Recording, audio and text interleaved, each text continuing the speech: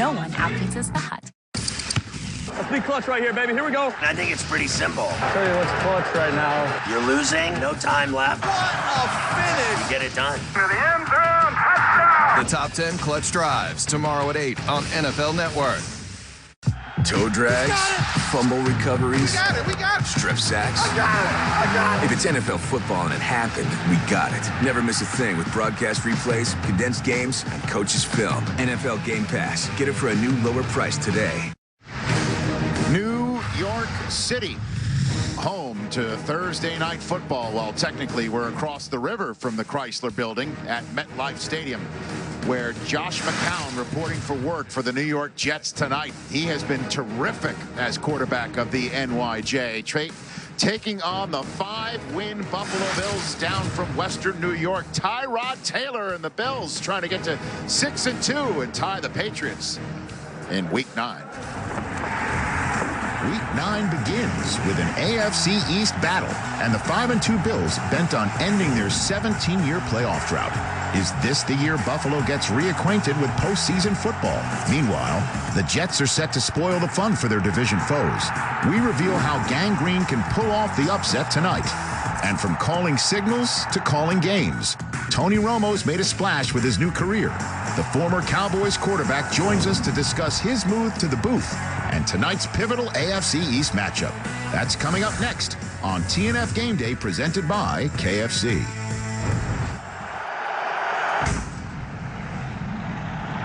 All eyes on me, revving it up, getting started, time to press play. Plug it in, level 10. All eyes on me.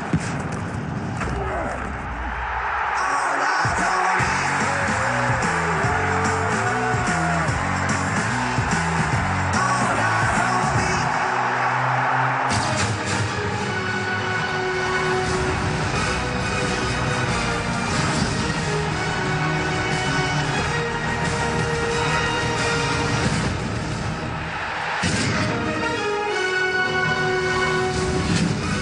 Welcome to TNF Gameday, presented by KFC. It is a beautiful November night here in MetLife Stadium, home tonight of the Jets. Looking to get back onto the winning ways that they began to surprise people with after an 0-2 start. However, they've lost several in a row to enter Week 9's Thursday Night Football, exclusive coverage of which on NFL Network begins right here.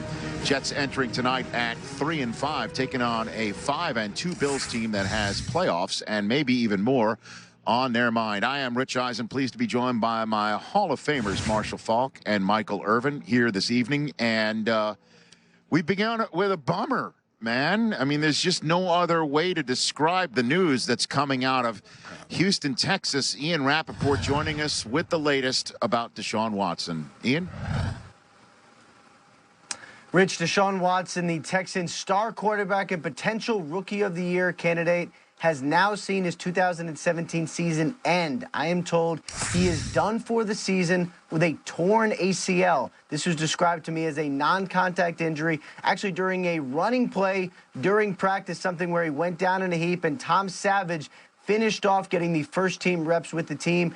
They knew immediately that it was very serious. They thought on the scene it was a torn ACL, and the test later confirmed that is exactly the case. So now Deshaun Watson's 2017 is over, and the outpouring of support and kind words I'm getting from general managers, from coaches, from players is just astounding. This is a player universally respected who now is done. Now, Tom Savage starts for the Houston Texans. They have also signed Matt McGloin, who's Bill O'Brien's former quarterback at Penn State, to back up Tom Savage.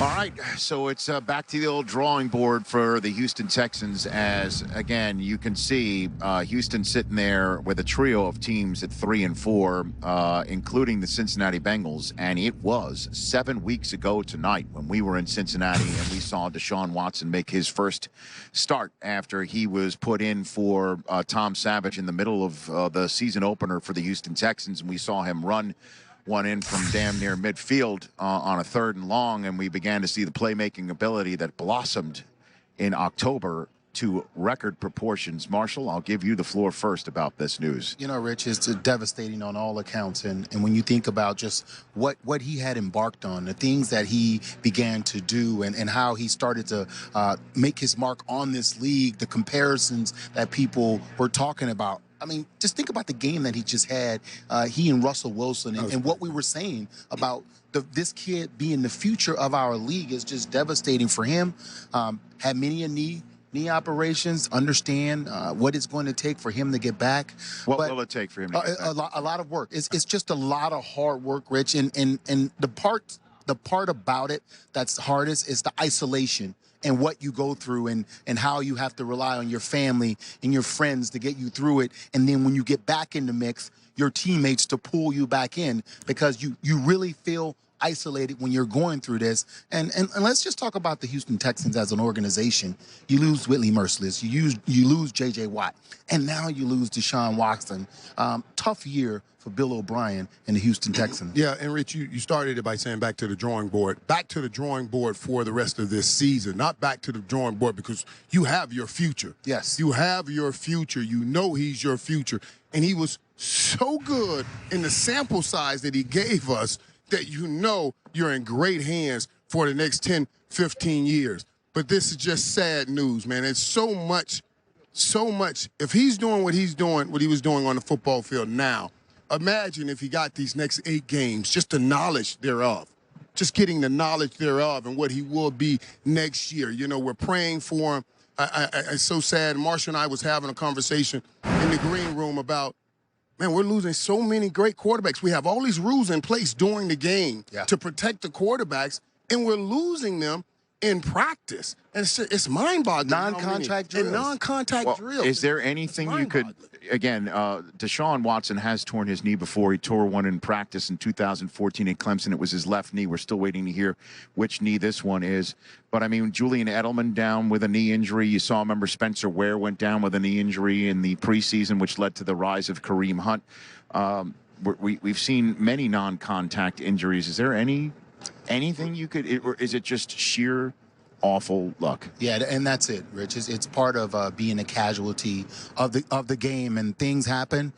You go out and you practice hard, you work hard, and you hope to not get injured, not just in practice but in games as well. You go out there and you play and you pray that you get through the games, that you finish the game the way you start the game, and you finish practice the way you start practice. And by the way, Andrew Luck was shut down for the season earlier this afternoon. And we got guys like the Peyton Mannings and Tom Brady that we so well respected, and it has earned our respect. It's great to see the pouring out of all the guys around the league towards a Deshaun Watson, who's already putting him in such high air, saying we know that you are not just the future of the Houston Texans, but you're the future of our league. I really like that. Well, I know that'll make him feel good because he's so down right now. I've been through the same thing also, Marshall. Well, as you know, too, I mean, he embraced the role of face of the franchise, too, when he gave his game checks away from a couple of folks who worked at the stadium who were affected by not only Hurricane Harvey, but Hurricane Maria as well. Our best, if there's any way, shape, or form that Deshaun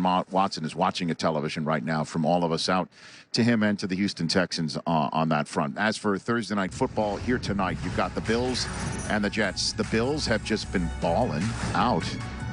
And when they beat the Atlanta Falcons earlier this year, that's when people began to sit up and take notice. And if they win tonight, they will be 6-2, tied atop the AFC East with the New England Patriots. What? I guess you basically say good evening football? Is that what you say right now? Good evening football? There you go. To Kay Adams and the good morning football. So good evening, Kay Adams, and the rest of the good morning football crew. Kay. Good evening football, Rich and the guys. I'm Kay Adams alongside Nate Burleson, Peter Schrager, Kyle Brandt, and an East Rutherford that is active on this Thursday night. We are so looking forward to this one. The question, guys, is, are the Bills for real? I'm going to go ahead and say yes. Right now, they need to show me that they can win on the road, of course. They need to win this game tonight. But you have LaShawn McCoy, who is feeling some kind of way right now. Oh, yeah. He looks reinvigorated. They're giving him the ball, 3 touchdowns since the bye week. Then you have a feisty defense. They're turning the ball over. They've got a lot of takeaways, tied for the most in the league. Yeah. This whole team seems to be gelling at the right time. I'm in. Yeah, before I agree with you, Kay, I have to say, Deshaun Watson, thank you. one hell of a start to your career. We're going to miss you. Get well soon. But let's talk about those Bills. Men lie, women lie, numbers don't. And here's some numbers that matter.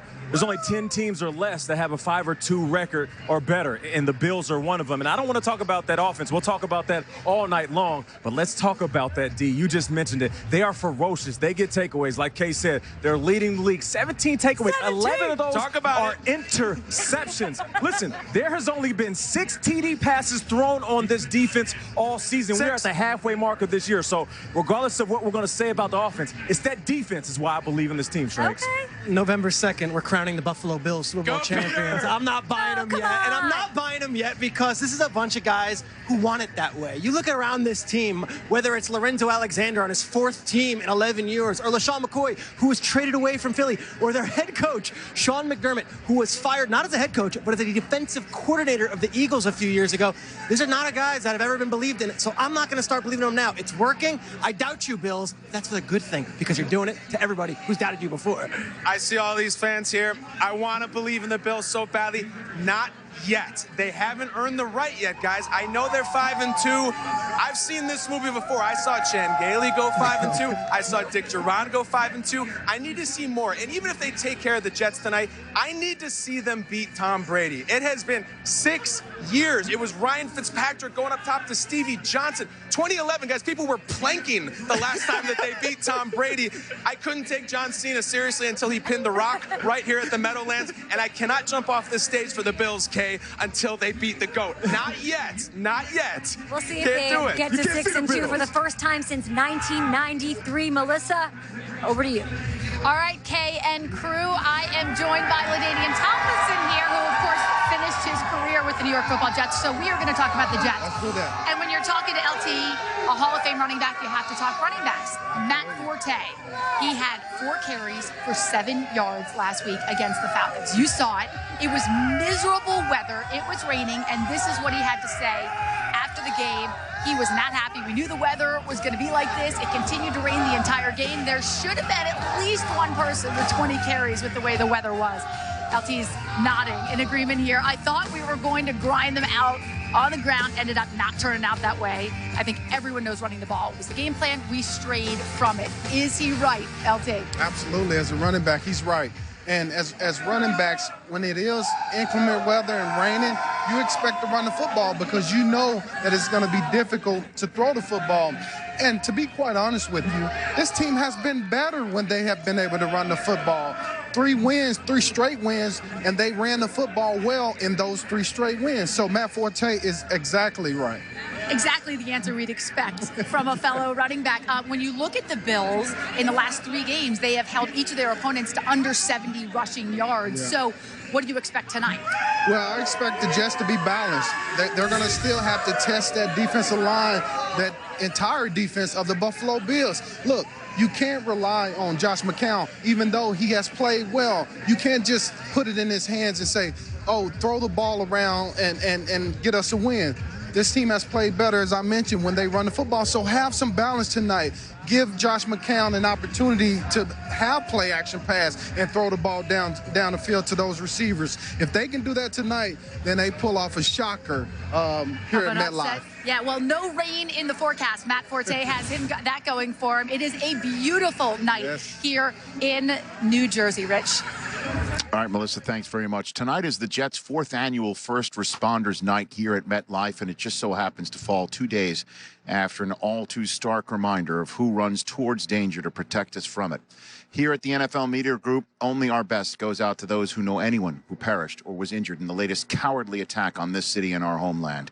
And as always, we thank the first responders of this city and this metropolitan area and all around the country for helping keep us safe so we can enjoy an event like tonight here in New York City with Lady Liberty down the road here, a symbol of our freedom as well as open arms for immigrants in this country and make a city like New York the melting pot that it is.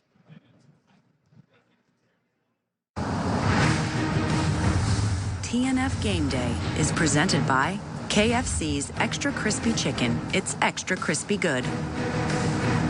And brought to you by Amazon Prime. Nothing gets a family's full attention like my freshly prepared chicken. The delicious KFC $20 fill-up with 8 pieces of extra crispy chicken and sides will surely get your kids off their phones. And they may even look at you, their loving parent. KFC, it's finger-licking good. Yeah, traffic looks nice right there on, which bridge is that? The George Washington Bridge? Is that the GWB? Looks nice and clear going to New Jersey. And as for the weather on the 6s, it's a beautiful night. Beautiful night to welcome Tony Romo to our set after great calls like this one last week. Look at this, Jim. This is like how you ran in high school. Look at that. Perfect form, extension. Ooh, look at the change of direction. Does he get both feet in right here at the end, Jim? Well, he turns it upfield.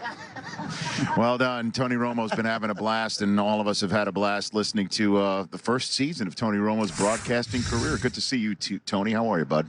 I'm doing good. Appreciate you for having me on. You got it. You got it. We figured you got to be in closest proximity to a Dallas Cowboy at the very end of the set there. We figured that would before we leave, he's going to hug. He's a big hugger. First, we got the grab. You got the grab. Did you hear what I said? Did you hear what I said? Come on, get over here, big guy. So you join us just with the news so fresh, the big bummer news out of Houston that Deshaun Watson blew his knee out, Tony. I mean, how do you think that affects things for... Well, I mean, obviously for the Houston Texans and for him. I just give your thoughts on that injury. Well, it's terrible. I mean, the league needs great quarterback play. It's good for the NFL. It's good for, obviously, the Texans and the AFC and everything else. But, I mean, he's playing as well as anybody in the NFL right now. And for a guy to come in and not with as much talent around him as some other, quarterbacks, I mean, he actually came into a situation where they weren't playing good offensive football. And he completely turned that around. Him being inserted in there, all of a sudden now they're one of the better offenses you see week in and week out. It's going to be interesting to see how they, can evolve and change it back a little bit now, but it's just they're not going to be the same team. This guy is special. I mean, he's got an incredible future ahead of him, and you hope, his rehab and everything goes well. Well, because you saw just a couple weeks ago Carson Wentz up close and personal, and you even pointed out towards the end of the game one of the many great shots that you've called before it happened about towards the end of the game that he needed to throw a slant, didn't throw a slant, and then he said he was going to kick himself when he saw it in the film room. He saw it on the tablet right away. Which quarterback has surprised you more with their quick maturation? Watson, who just got hurt, or Wentz so far in his first year and a half? Yeah, I think it's such a small sample size with Watson right now, but he definitely doesn't have quite the same talent right now yet. Now, he has some big-time players on the outside. So you got Hopkins and you got Fuller in Houston. But the offensive line isn't as good in Houston as it is in Philadelphia. And it's the same thing. You could throw Dak in there as well. You've got Dallas, you got Philadelphia. These guys have some talent around them, but they're good quarterbacks as well. So the teams are good. I think what Deshaun was doing in Houston is rare. I mean, you're as a rookie, you come in and you play, and you really don't have this special group in front of you. It's really the line. As a rookie, you need time. Things are just so fast and everything. If you have time, you can use your skill set. If you don't, you better know the game at another level. And for him to do what he did is just, I mean, that was unique. Now, it's a small sample size, but they're all really good. It's just a matter of, can he come back as healthy as he was? You're right, Tony. Marshall and I was just talking about that and understanding the game at another level because we were watching the New England Patriots offense with Deshaun Watson, and it looks so different because Tom knows it at another level than when Deshaun Watson gets it and all the other things that he does with it to make plays happen. Tony, when we talked the other night, and then the next day I wake up, I read this article on a debrief that it says we're going mid-season grades, and they named you mid-season MVP from the broadcast booth. I don't know if you saw that article, but it was a good article, and it was a lot of things that when I called you, we were talking about. How does it make you feel when you get people talking giving that kind of kudos to you in your first year doing the job? Well, it makes you feel humbled. I mean, obviously, I'm not playing football, so I don't think we're going to win any MVP awards here anytime soon. But the fact that people like to listen to you, I mean, it's why you guys are all up here. I mean, we all want to be in a position where hopefully we could say things that matter or that you would like to hear and you learn and your energy or whatever. But, it's just people like your sound, I guess, and that's why we all have jobs. And I think it just makes you feel good when people say good things. Tony, tell me, when a young quarterback comes in the league, whether it's first year or his first year playing, and he has that success, that second year, what's different for him? And sometimes you see guys kind of hit a little rocky patch. What's the difference from when you have that early success and then you come back the next year and maybe they game plan for you, or maybe it's different? What's the difference from the quarterback perspective? Well, they're absolutely going to game plan for you. What happens is these teams who play you twice are in your division. They're the ones who figure out a scheme that's going to give you a little bit of trouble, and they're going to give the blueprint to the rest of the league on how to play you going forward. And so the way to beat that is, as a player and quarterback, you evolve your game. And if you can think of the game at another level, you constantly try and stay ahead of what these other guys are doing. And the problem is, for a lot of guys, physically, they can't change their game or their style. And the guys who can, they last for a long time and become great quarterbacks. But, you know, in a simple world, you just get a great offensive line. You know, when Kaepernick had a great offensive line in San Francisco, you know, he was playing really good football. When you don't have a good offensive line, the game is really hard. And I don't care who you are. There's only a couple guys on planet Earth who play great with bad offensive lines. And, you know, the rest of them, you need help around you. Rich, we've been trying to figure this out for weeks. Every Sunday. What are the quarterbacks doing? What is that thing? This new thing. What is that? When you're warming up. If you notice that they do this? What is that? Are they waving hello to you in the booth? I don't know what that is. Are you talking about before the game? Yeah, warming up. If you notice that? Do you know what that is? So I'm going to go ahead. I haven't seen it, but I'm going to go ahead and assume that everyone has their warm-up technique for their shoulder, okay? So when you throw a ball, your shoulder kind of gets sore, tired, and everything. It's a loosening technique. Instead of just coming out and throwing like we did when we were all kids. Okay. There's a new, better way. Okay. It's like the avocado ice cream. There you go. I'm assuming that there's a guy, and he's number 12 in New England did it. Someone saw it. So That's how everybody's doing it. Everybody's doing it. So in terms of this year's for your first year broadcasting, I mean, you were thrown right in the deep end of the pool. You've got a Rolls Royce sitting next to you in Nance, so obviously that helps. And you've done a ton of games already. You've had a lot of doubleheaders, so you've seen a lot of teams. Which team is the best team that you have personally eyeballed so far as we enter Week 9 so far? Well, the two teams who stick out, and these are just the ones I've called, so there's a ton of other teams that I haven't seen. Right, but the teams that you have personally seen. Yeah, that I've seen so far, Philadelphia and Pittsburgh are the two most complete that I see, really, because Pittsburgh has both sides of the ball. I mean, they have the quarterback, they have an offensive line, they have the running back, they have the guy who can beat man-to-man coverage, which you have to have in the NFL. Otherwise, you just can only go so far. I'll talk about that on air a little bit tonight. And then you have the defense, which is young and aggressive there in Pittsburgh. And they're able to get pressure now with 4 guys. And when they are able to do that, Pittsburgh's on their way back. And then over at Philly, I mean, this defensive front now, it's rare. I mean, this is not one you want to go against. And it was starting a couple years ago. And I remember going into that game being like, well, if we're going to win this game today, as a quarterback, you got to stand in and take it. It's almost the most important thing when you play against a team like that is like, to win this football game, I got to stand back here and take these hits over and over again and throw the ball and get your weight through and take the hit. Because what you're going to want to do is stand in there and kind of get your weight and go back and moving. You're a little inaccurate.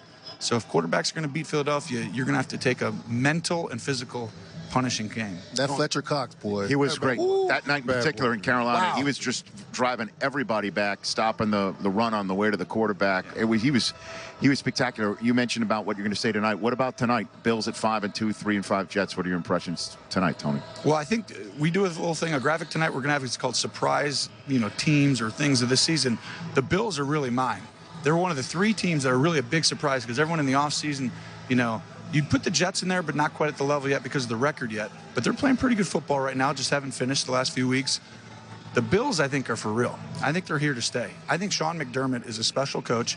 I think you're seeing basically the Carolina of the AFC.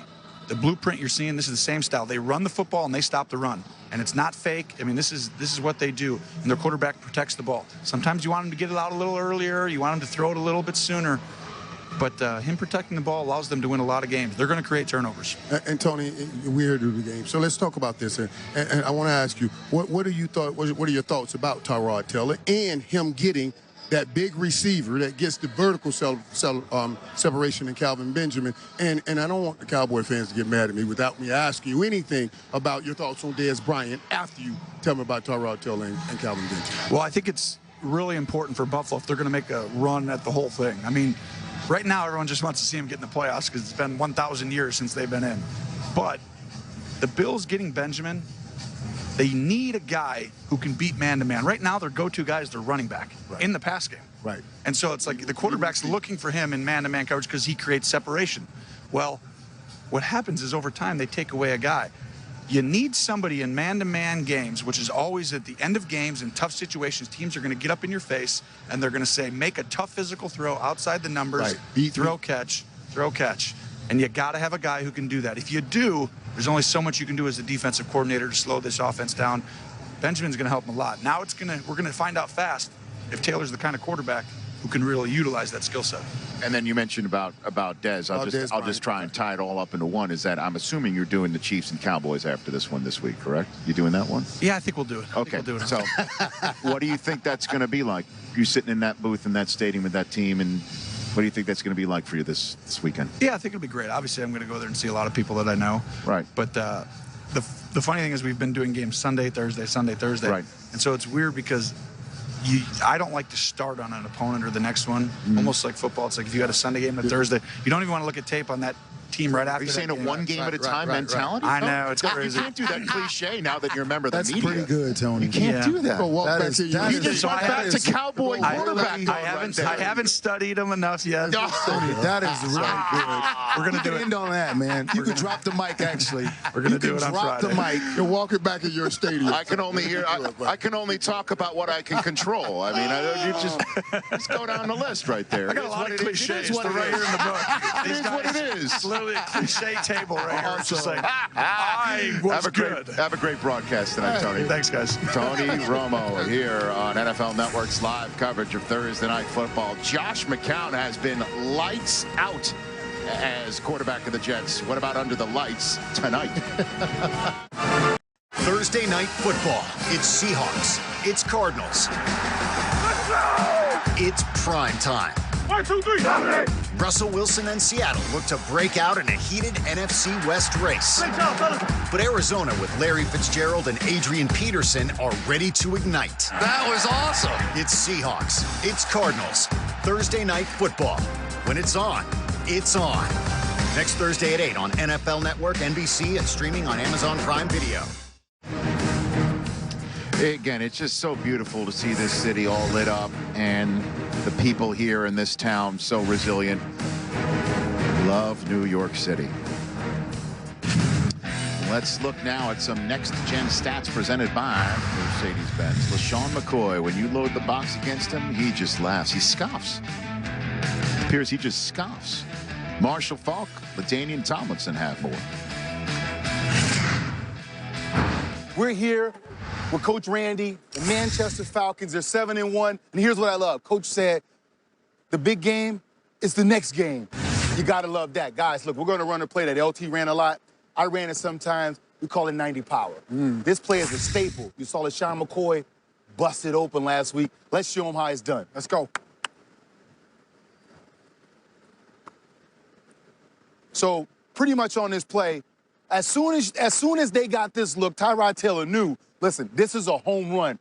This play is very important, and when you run this play, there's a couple of blocks that you have to pay attention to if you're the running back. As the ball is snapped, here we go. Set hut, we stop here. The first block, this backside block, this tackle wants to get in the crack. He wants to trail the puller so he can be disruptive in the backfield. The next block has come over here. This double team right here, there's another backer over there. They are double teaming to the backside backer. They have to get moving here if you want this play to work. Now we get the ball, set hut, we go to the running back, and then now, he takes over from there. First progression, I'm looking A to B gap. Now, I know I can't get outside because that corner, no one has that corner. So as I say go with my guard, I see right here that the A gap is closed. Now I'm looking for my double team. I want to follow my guard. There's a double team. Now look, my guard is leading me right through the hole, straight through the B gap. Home run from there. That's how this play works. You saw LaShawn McCoy hit it. You will see them run this play a lot tonight. And there's LaShawn McCoy arriving for work tonight. That is bad news for the Jets, as he's going to come running downhill against a team he enjoys playing against. Tomorrow at 7, Eagles star receiver Alshon Jeffrey joins us to discuss Philly's 7-1 start. Touchdown! And previews Sunday's showdown with the Broncos. NFL Total Access, tomorrow at 7 live on NFL Network. This season, NFL players are lacing up to support charitable causes important to them through My Cause, My Cleats. Discover the stories behind their cleats and learn how NFL players are making a difference in their communities at NFL.com/MyCause, Melissa Stark, take it away. Rich Eisen, thanks very much. As you know, Takeo Spikes is no stranger to cameras. He spent 15 seasons as a linebacker in the NFL, 4 of them with the Bills, where he was a 2-time Pro Bowler. Now, in his life after football, he's on the other side of the camera, photographing and telling the stories of prominent linebackers in the game. I recently sat down with him to talk about his new book, Behind the Mask.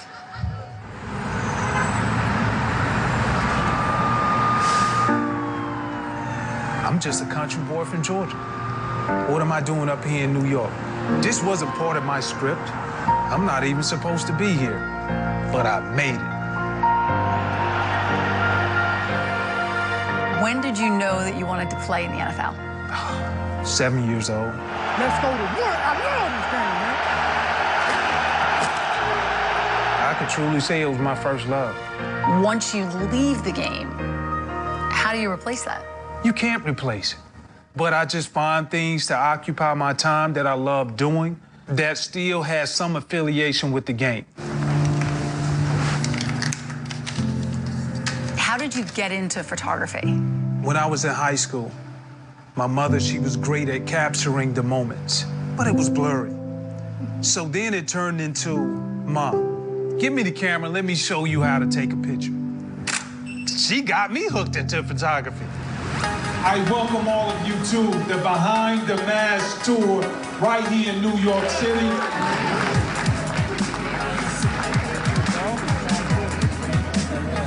What is Behind the Mask? It's just bringing greatness together in one book. I went to every guy and I said, you know what? I want you to be the author of your own autobiography. I'm just here to share. All right, here we go. And that allowed me to get that untold story. So what's been the feedback from the book so far? The compliments that I've been receiving, they are very impressed and they like, can I get in the next book? Why do you do it? Because I love what I do. And I love telling stories. It just simply goes back to this quote that I read from Maya Angelou. She said, there's no greater agony than bearing an untold story inside of you. It also keeps him around the game that he loves so much. I have a copy right here. It's great pictures, great stories, and Richie's already working on his next book, this one on running backs. I can think of a few that we have here tonight. Yes, no doubt about it. I love TKO. Good stuff right there. Okay, there's the newest Buffalo Bill. Does this mean he's going to play tonight? Sure looks like it. Sure does look like it. Kelvin Benjamin, now the Buffalo Bills out there on Thursday night. TNF Gameday is brought to you by Jared, the Galleria of Jewelry, and by Courtyard, official hotel of the NFL. Tonight, the guys recap all the first half action with highlights and analysis and get you ready for the second half. Touchdown! The Lexus Halftime Report, tonight, live on NFL Network.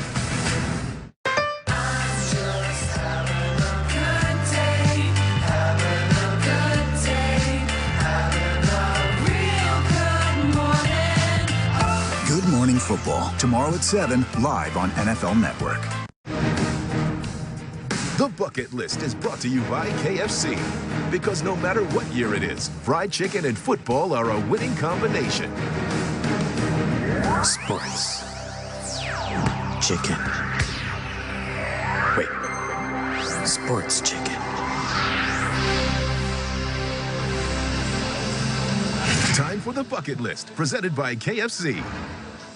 Here in the home of the Jets, it is the Jets taking on the Bills here, and then on Sunday, the Giants will be taking on the Rams in this building. It's a twofer. at MetLife to Week 9 that kicks off tonight on NFL Network. Kay Adams, take it away.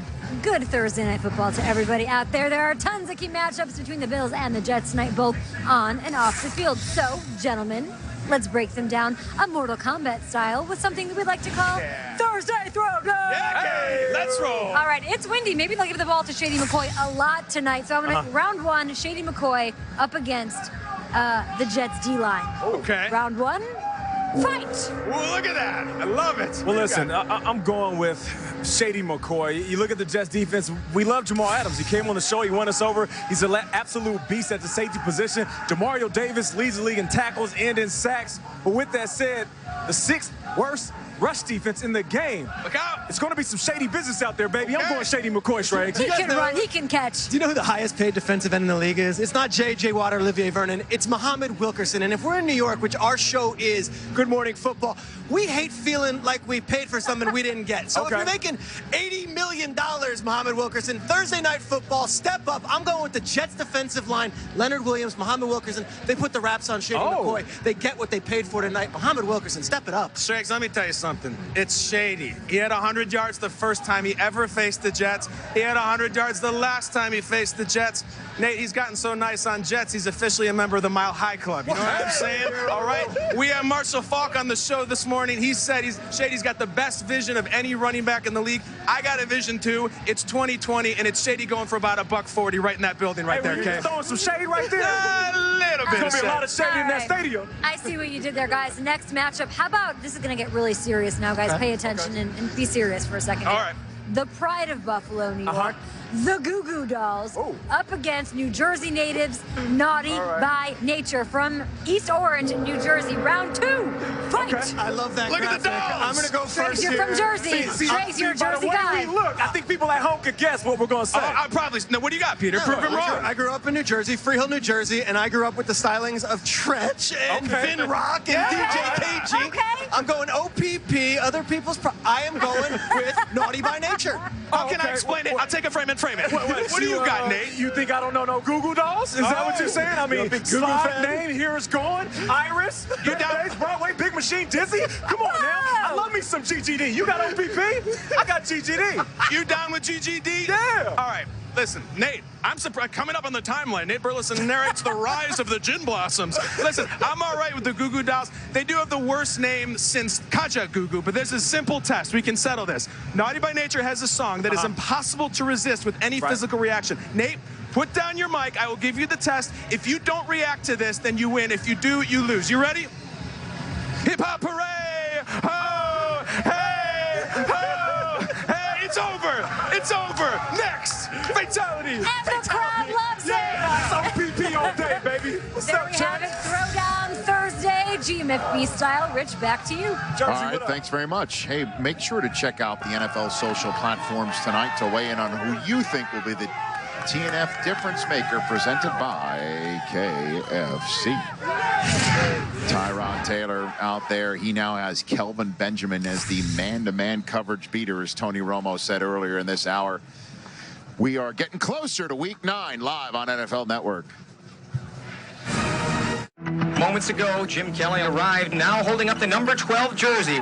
And that's the start of this roller coaster ride of my life. And it is no good. Another Super Bowl opportunity and another Super Bowl loss.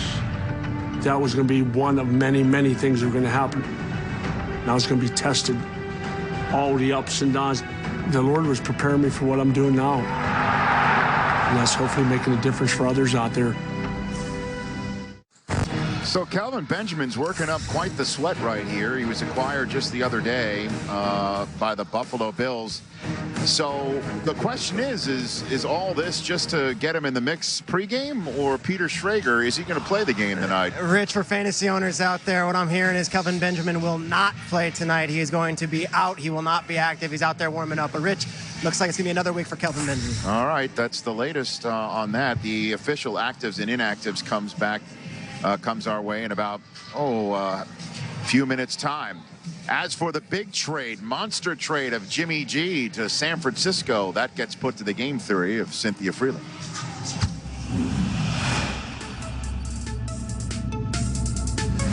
Trading for Jimmy Garoppolo reveals that the 49ers value getting the quarterback position right more than a probable top 35 pick in next year's draft, regardless of his production this season. The brilliance of the trade lies in the 49ers' ability to maximize their options in the upcoming quarterback market. In my model, the Niners only add 1.2 wins to their season total with Garoppolo under center. This increase doesn't change that the Niners will most likely draft number 2 overall. Kyle Shanahan will now have hands-on experience with both Kirk Cousins and Jimmy Garoppolo, the top 2 quarterbacks on the market in 2018. After the season, the Niners will then have the option to pursue those 2 quarterbacks as well as the top quarterbacks in the draft. Cousins will likely be the most expensive, coming off consecutive franchise tags with the Redskins, followed by a new deal for Garoppolo, and of course, the most cost-effective option is drafting a rookie quarterback. San Francisco still has 8 draft picks in the 2018 draft, including one in the 2nd round. From New England's perspective, this trade only reveals that after 8 weeks, the Patriots value a top 35 draft pick in 2018 more than having Garoppolo remain as Tom Brady's backup for the rest of this season. Jimmy Garoppolo may or may not be the quarterback of the 49ers' future, but this trade puts San Francisco in the most advantageous position to make that decision. Well, I mean, Jimmy G certainly has checked out once he has gotten on the field for a couple of games against competition for the Patriots. What do you think this process about determining whether he's the real deal in San Francisco is going to be, Irv? But I thought Cynthia did a great job in bringing some things to light about the situation that they have with the draft coming up and making a decision for 2018. And that's why I was stunned when I heard Coach Shanahan say you may not see him this year. There, you know, people say, well, why would you put them out there? They're not going to win games. Even since you said may add 1.2 wins to, I don't know what the 0.2 wins are, to their record. But the key is you have to make a decision. And there's a lot you can learn about a player in 8 weeks, even on a losing team. I knew Troy Aikman was our franchise quarterback on a 1-15 team. So you can still lose and learn a great deal about him, and they have to get that intel so they can make a great decision in the offseason. You know, and I think the decision goes beyond the quarterback. I think it's when you have a quarterback, you can then evaluate the other positions on your team. You now know what that receiver is really like. You find out, is your left tackle really a left tackle that you could depend on? It allows you to evaluate all other talent on your team when you have that guy in place. When I heard Shanahan say that, I interpreted it to mean, like, please don't come here every press conference and ask me when Jimmy G is going to play. He's going to play when he's ready to play. I think I took that. Yeah. Are you surprised that Kelvin Benjamin is not going to play tonight? I am totally surprised. And watching him warm up, I thought absolutely he'll get some work. Why not, Rich? The guy is 6'5". He's a big guy. You're getting in the red zone, right? You don't have a smash-mouth run game from the Buffalo Bills. You have a more finesse run game. Put his big butt out here and make them honor that and help my run game, or either throw the ball up to him. He could do that. We've got a lot of time to discuss that subject as we're waiting for the official active and inactive report. You were just breathing fire right there. That's a hot take if I've ever seen one.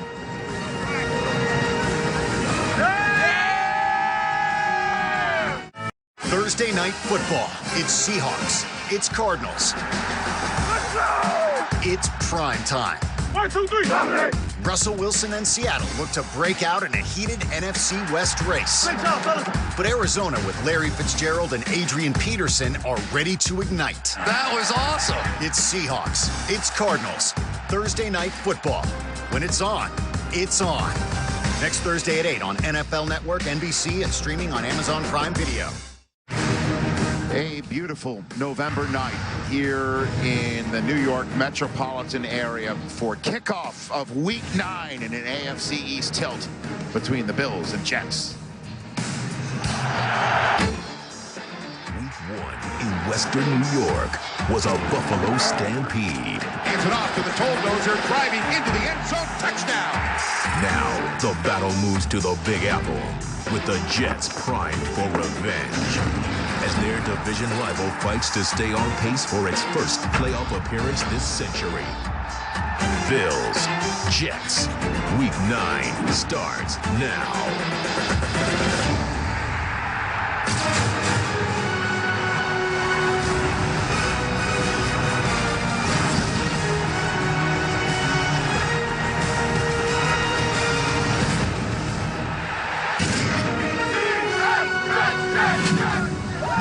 to TNF Gameday, presented by KFC. So just a couple of days after all the hoopla about the Bills acquiring Kelvin Benjamin for that quarterback right there, he will not have Benjamin on the field tonight. Apparently 2 days not enough for Benjamin to get up to speed to be out on the field to try and go point for point with a quarterback who, as you could see, has been terrific of late all season long. Josh McCown, given the opportunity here in New York City, has done very well with it, although the Jets have hit a rough patch of late. Once upon a time at 3-2, now 3-5, entering week number 9 against the 5-2 Buffalo Bills. I am Rich Eisen, pleased to be joined by Marshall Falcon. Hi, Michael. What do you got over there? Are you getting your fantasy lineup ready for the night? You got Calvin Benjamin in there. You just put him out. So what just happened over there? Yeah, we are on TV, huh? I was going over my numbers here. Oh, okay. Oh, you're doing work. You're doing work. Here, go back to what you're doing. I'm about to address America. Okay. Go to a piece, and then we'll come back. Okay. Here we go. Let's do that. Hi. Bills fans have seen this movie before, starting off 5-2 to build up the hopes and dreams of the Western New York faithful, thinking this is finally the time. They're going to drown out that music from the Music City Miracle and return to the postseason for the first time since, of course, in the previous 5-2 starts, the same old movie played out with an unhappy ending. Cut to tonight, where the 5-2 Bills hit the lights of Thursday Night Football cameras, ready for action and a different result from here on out. Christie kicks it high and short. Going to be fielded by Lorenzo Neal at the 25. Yeah, pitches it back to Wycheck. It started with a lateral. There are no flags on the field! And a miracle. 17 seasons, 15 starting quarterbacks, 8 head coaches, and 1 gaudy pickup truck later, it's grown into the longest active postseason drought among the 4 major U.S. sports. But this isn't Buffalo's first 5-2 start since the drought began shortly after Y2K, when, by the way, Tyrod Taylor was a 5th grader. They did it in 2008, only to lose 7 of their last 9. And again in 2011, behind a bearded savior from the Ivy League who led them to just 1 more win and a 6-10 finish. But could the third 5-2 start be the charm?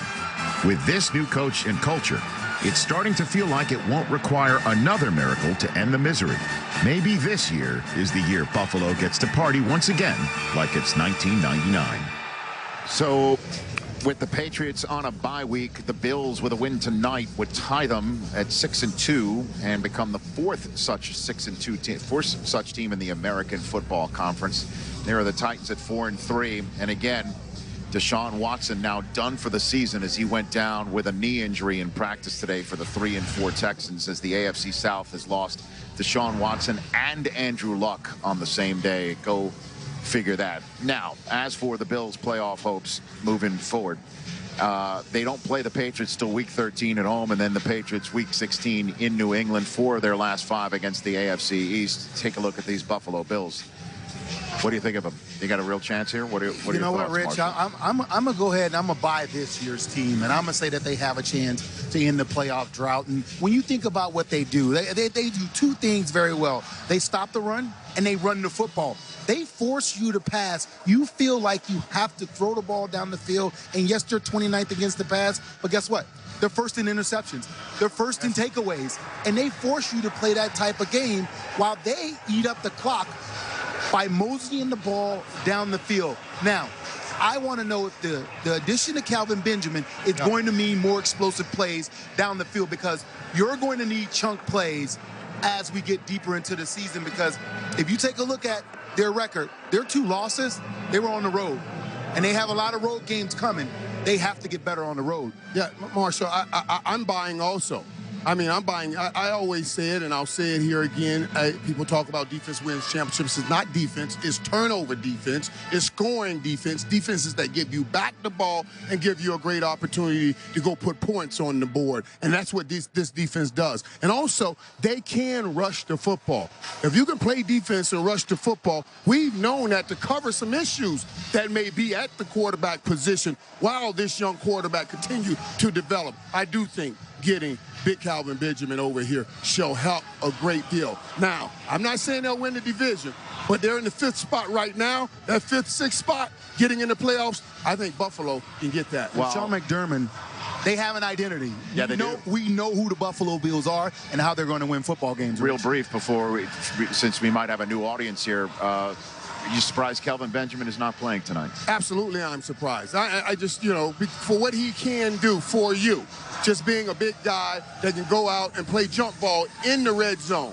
You know, you're pretty good in the red zone, but he can take you over the top in the red zone. Absolutely, I'm surprised. Why not give him that work? We'll see how great the Bills are on the road tonight. Please check out who earned the title of Courtyard's Greatness on the Road Player of the Week every week starting Monday morning on NFL.com/GOTR. As for the home team tonight, let's send things over to Melissa Stark and former JETS, Jet, LT. Take it away. That's right. That put a big smile on his face. My Hall of Fame running back here. And one of the things that the Jets have going for them tonight is the fact that the Bills have struggled on the road. They're 2-3. It's a short week. But the Bills have scored 30-plus points in consecutive games. So how do the Jets stop them and pull off the upset? I knew that butt was coming from you. And earlier, Melissa, we talked about what the offense needed to do, have balance. But right now, it's about the defense. They need to have a great performance tonight, particularly the defensive line and Jamal Adams, which you see this guy on your screen. And the reason why I say Jamal Adams, because what does Tyrod Taylor do good on third downs? He scrambles around and he usually extends the play and makes first downs with his legs. Well, this guy on your screen can stop all that. This guy's an in-the-box safety, and I can see them spying Tyrod Taylor with Jamal Adams. He's the type of guy that will make plays tonight. In the fourth quarter, when it's time to make a big play, expect Jamal Adams to show up big. And how about not turn the ball over? Irv was just talking about how opportunistic this Bills defense is, tied for the league lead with 17. Well, that's the most important thing for the Jets is not turning the ball over. And that's why earlier we talked about having balance. The more they run the football, the less they have the opportunity, to me, to turn the ball over. And it's crazy to be saying this, but with a win tonight, the Bills will be in the lead of the AFC East. Could be a changing of the guard. We will find out a little bit later tonight. Melissa, LT, thanks very much. Outside the stadium, let's find ourselves some good morning football folk. And good evening to you, Kate Adams. Good evening, football to you, Rich Eisen. Thanks for having us here. We are so excited. Oh, yeah. East Rutherford is active on this Thursday night football. I'm Kay Adams. This is Nate Burleson, everybody. How you guys Peter doing? Schrager. Kyle Brandt. Guys, here's my question right now. Who deserves the credit for the Bills' 5-2 record? Kyle, want to start? I'd love to. You know what, Kay? There's so many good players on the team, but I'm looking at a Bills fan who is wearing Zubaz overalls over there. I'm going to give it to the fans, the Bills. Peter, I figure we're about 5 minutes from Vesuvio's and the Bada Bing.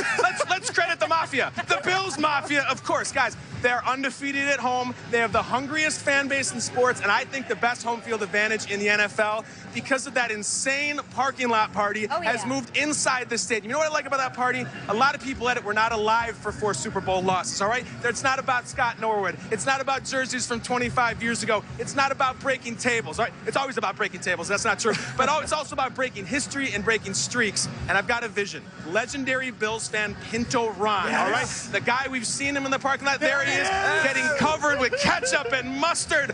Pinto Ron, my vision is he is getting showered, not with ketchup, but with champagne. Okay. We're going to call him Ron Perignon in a January game in Western New York. Bills fans, I love you. You deserve the credit. I love it. I'm going to go inside the locker room and talk about culture. And a lot of times we get cliches from these coaches and you roll your eyes. But Sean McDermott came in there this season and he said, you know, we're going to defend our dirt. It sounds like a cliche, whatever. Defend our dirt.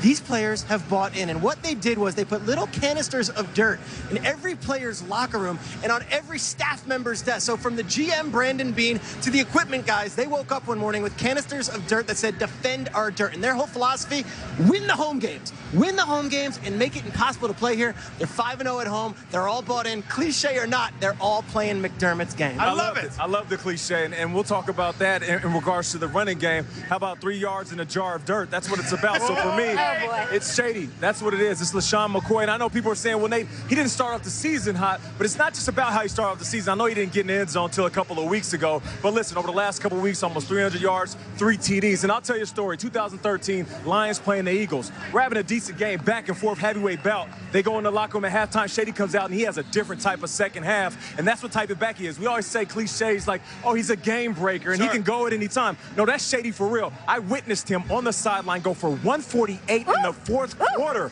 up against my Lions, and that is the reason why this team is so successful. Not because he's being productive every single game, because you have to respect a guy like that in the backfield at every single moment. So fans deserve credit and culture and shady, and that's cute, guys. Thanks for leaving the quarterback to me. I appreciate that. Tyrod Taylor, I feel like everybody has an opinion. He's really polarizing. He's like blue cheese and country music. Everyone has either likes him or they don't. But one thing you can't argue is the number 2 interceptions for Tyrod Taylor. He is not turning the ball over, but the defense has nobody has more takeaways than they do this entire season. So Tyrod Taylor is controlling the ball, and don't tell me that he's game managing. He is throwing the ball downfield. No Sammy Watkins. Now he's going to have Kelvin Benjamin to throw to. I'm in. Yeah. Wow. The blue cheese of quarterbacks. I love it, Ken. That is who does we think deserves credit for the Bills' 5-2 start. Can they go 6-2 for the first time since 1993? Rich, back to you. All right. Thanks very much, folks. All of us here on NFL Network and the NFL Media Group would like to pause for a moment in what is also the home of the New York Football Giants, to whom we send our condolences after Joan Tisch passed away today at the age of 90, the mother of Giants co-owner Steve Tisch. Joan was one of this city's greatest philanthropists of all time and will be remembered with a JHT decal to be worn on the Giants helmets for the rest of this season. Once again, our heartfelt wishes go out to the Tisch family on losing their matriarch, and also to the New York Giants.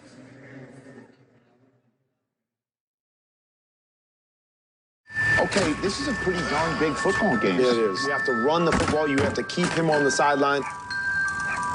The best defense in the NFL. Such a big game in the NFC West. This guy here is special.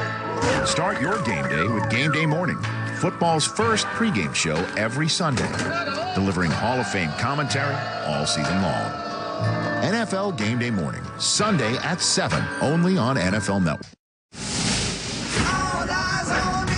Coming up on TNF Game Day, the 5-2 Bills are keeping pace with the Patriots. Are they true contenders for their first AFC East crown since '95? Meanwhile, the 3-5 Jets aren't ready to roll over. That's how you do it, fellas. That's my dog.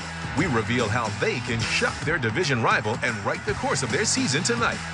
Plus, with Carson Wentz flying high and a 40-year-old Tom Brady showing no sign of decline, our experts reveal their mid-season most valuable player and more as TNF Game Day, presented by KFC, rolls on.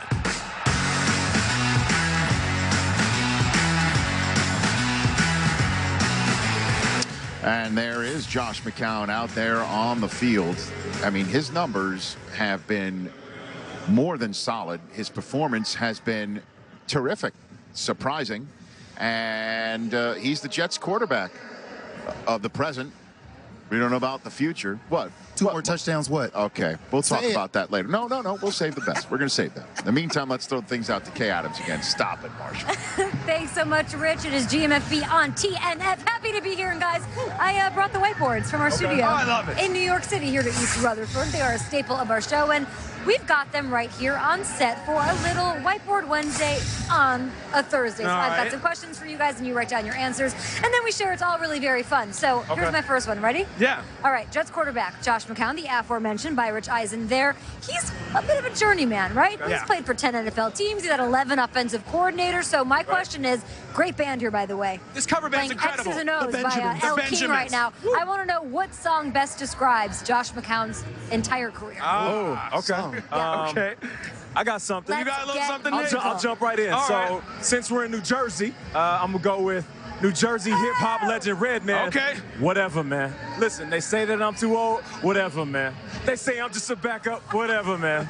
They say we're not going to win. Whatever, man. Shout out to Redman. That's his career. They keep talking about him. He goes out there. He's playing like, whatever, man. I'm just going to keep making plays for my team. Shrakes, hey, follow that up. Yeah, Nate goes Redman. I'm going to go David Coverdale. Here I go again, my man. white steak. Like a drifter, I was born to walk alone. This guy, he has been on his own, a wanderer in the NFL, a journeyman is right, Kay, and David Coverdale, Tony Katayan, hey. Woo! Tony Katane rolling around on the last card. time White Snake made its way onto Thursday Night Wow. Football. All right, Red Man. I thought I smelled something. All right. Josh McCown is an aggregator, right? He builds up all these names, coordinators, coaches, everybody. And I have the Let It Be of aggregation music, guys. Bam, bam, bam, bam. 1, 2, 3, 4, 5. Josh McCown's played with every wide receiver alive. Guys, never mind Rita or Sander in the Sun. He's thrown touchdowns to Alshon, Mike Evans, Ronald Curry. He played with Emmett. It's unbelievable. Is Lou Bega big overseas? Oh, he's still big in Germany. 2 things you don't do in Germany. You don't hassle the Hoff. You don't have beef with the Beg. Ever.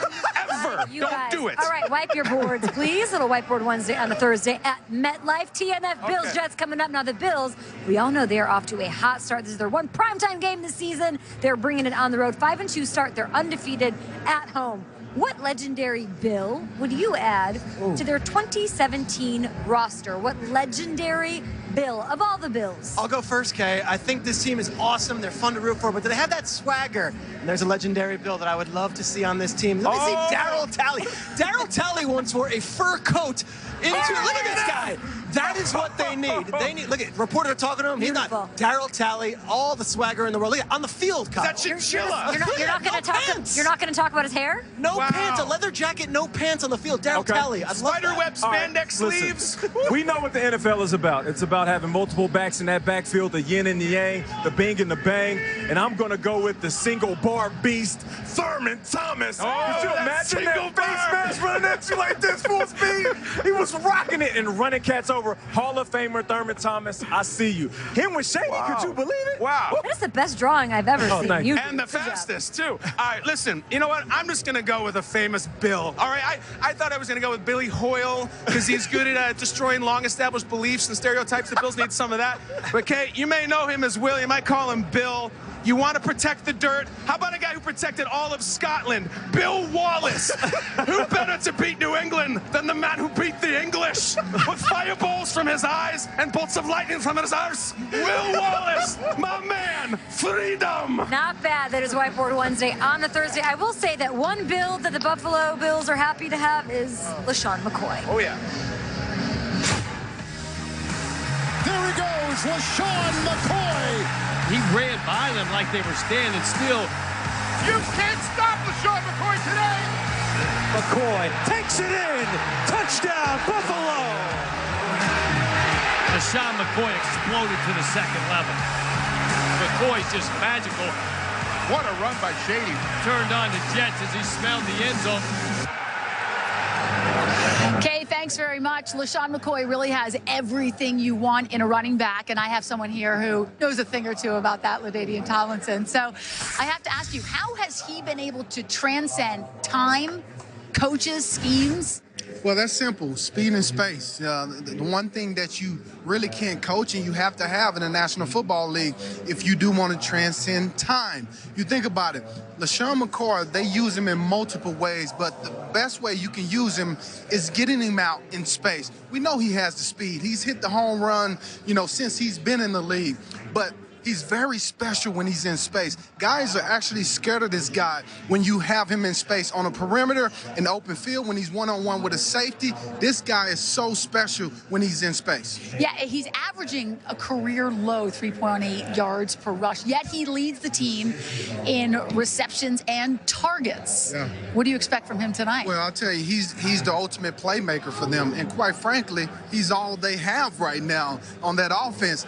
He's the guy that has to catch the ball out the backfield. And when you think about it, who else Tyrod Taylor going to throw to that can make plays like him? You got to find this young man and get him the ball in any way possible. Well, he could be licking his chops tonight. We're going to find out in about an hour from now because, Rich, as you know, this Jets defense is struggling against the rush. Well, it's been a long time since, remember when LaShawn McCoy got banished by Chip Kelly? Remember that, Marshall? Yeah. Banished, and the narrative was, well, he wasn't that one-cut runner that needed to be had in that offense. And then the Bills paid him, and folks were like, why are they paying LaShawn McCoy all that money when you don't pay running backs? They knew. And he has beyond stepped up his game with what he was doing in the Andy Reid, and then, well, when Chip Kelly started, he looked pretty darn good, offense in Philadelphia. He has been phenomenal. What do you think, what makes him so dynamic in this offense, and then at this part of his career. Richie's special, and people wanted to put him in the box early in his career, and he proved to people that he can not only play outside the box, but he can carry a team. Let me show you a couple of plays that shows you why this guy is special. Simple plays. Here we go. 20 Bob. That's fullback on linebacker. And LaShawn McCoy, he is going to make with his vision, he is going to attract attention and get you to think he's coming backside, front side, and then pop out the backside. And when he comes out of the backside, this makes a defender mad. That move right there. They call it scared. I call it smart. Here we go right here. Simple play. Look 30 gut. Give him the ball. Let him make a play. I can make you dance. Watch the feet. Watch the feet. If you don't have gap discipline, this guy will find a little crease and get 5 to 6 yards. And this play here, he can hit the home run, play fastball, 90 power. They're going to pull a tackle around, kick out with the back, kick out with the fullback. Adios. That unblocked guy right there, number 23. Oh, I'm gone. I'm out the front door. He is able to hit the home runs. I didn't even show you what he's capable of in the passing game, but this guy is dynamic. It doesn't matter who his quarterback is, who his receivers are, he is going to show up and cut on a dime. Nice. That's what he does. You know, that's part of his Instagram. It's cut on a dime. Oh, and gonna give you. Now, see, I'm letting the people know. I know you know. That's why you used it. They know. But we have to make sure that they know also. But he is so gifted and so talented. It reminds me a lot of a young Barry Sanders. It really does. And his ability to change directions. And in my studies this week, I was reading where they were talking about him and Tyrod Taylor went to the coaches and talked about, we want to run more of these run plays. And ever since those coaches listened, things have taken off in the run game for them. He's an incredible talent. I spent time with him this offseason down in Miami, and we went to dinner. We had dinner at Miami Prime, and he talked about this being his season. Who paid? I told him he had all the money. He had all the money, but we dushed that thing out. You pay for yours, I pay for mine. Oh, you dutched it? That'd be the best way to do it. Two things that are different with this LaShawn McCoy is he's much more gap disciplined. You know, he'll stay true to the play. He's not going to always bounce it or cut it back. And he's taking care of the football. That was a big thing for him with Chip Kelly and with Andy Reid. At cut on dime 25. Cut on dime. And by the way, you saw that T-shirt that said chasing 10K. He's 525 yards shy of the 10,000-yard club. And very rarefied air. I like it, Rich. People that when he's laying it down, people get upset with him. If you gain yards and don't let a defender hit you, do you know how mad that makes a defender? Do you know how frustrating that is? Especially after you just left his boys Jock sitting on the turf, and he didn't get a chance to get some recouping for his brother by hitting you. You just laid it down. And as a running back, did that. Yes, I did. We take a lot of hits. Used to do that. We don't have to take the unnecessary ones. There's Josh McCown, by watching you. who can do something tonight. Watching you, okay? A Jets quarterback has not done since Joe Willie Namath. What is that possibly? Won a Super Bowl? Stay tuned for that. That's called a tease. And Thursday Night Kickoff presented by Mercedes-Benz.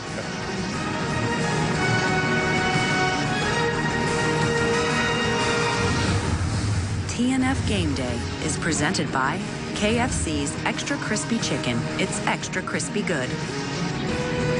And brought to you by Amazon Prime. Nothing gets a family's full attention like my freshly prepared chicken. The delicious KFC $20 fill-up with 8 pieces of extra crispy chicken and sides will surely get your kids off their phones. And they may even look at you, their loving parent. KFC, it's finger licking. What a skyline. It is a city so nice, they named it twice. New York, New York. Well, we're in New Jersey, but you get the point. It's a beautiful night for football.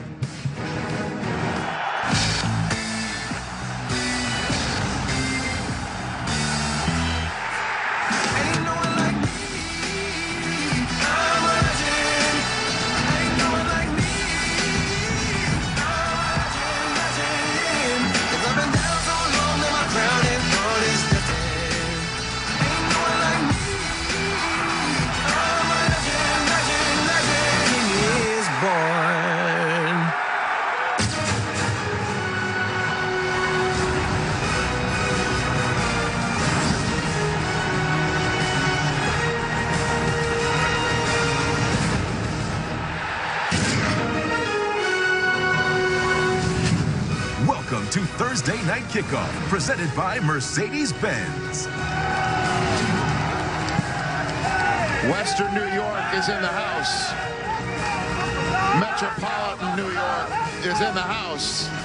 Josh McCown is dressed in green, head to toe, for crying out loud.